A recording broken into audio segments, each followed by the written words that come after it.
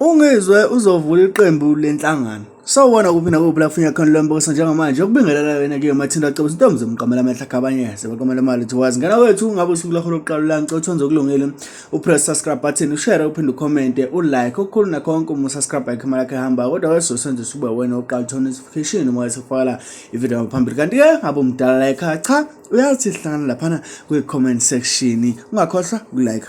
uNgizwe mchunu ukhiphe isitatimende esithi yena ke ngo-2024 uyongena khalakaxa ephalamende uyovula iqembu lakhe lezenhlangano la ezobehola khona amabhinqa. So ube senqenqa ukuthi ucela ukuthi amabhinqa impela abe semgqeni ukuthi ngampela uzongena ephalamende ngonyaka ozayo. Uzokhumbula ukuthi ngonyaka ozayo kuvulwe ama-election okuvotela noma okuvotelwa amaqembu wakho owathandayo. Sebaqalele ba-register esingazi ukuthi ichunu ngampela lithini ngey'nhlelo zalo noma-ke ngey'nhlelo zokuregister. Ngaphandle kokumoshela isikhathi sakho angiziveze ividiyo lakho uNgizwe eyichazela yena mathupha ngoba mina kuzothiwa nginamanga. Mlaleli wami bamba nayo ividiyo.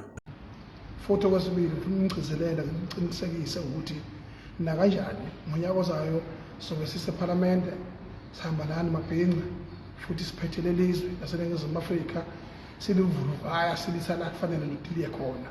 Imigodoyi izophuma ithanda ingathandi, izinja ziyokhonkotha phandle ithanda ingathandi. Umuntu ophethe njengamanje umongameli wamabhinqa uNgizwe umlando kaMchunu, uyabona. Niyakubona futhi lokho osangingabaza lokho usenkingeni. Njengamanje ngenza kwethu ngithi angiphinde futhi ngikhale kakhulu ngensizwa uIvan umuntu akasihlophe.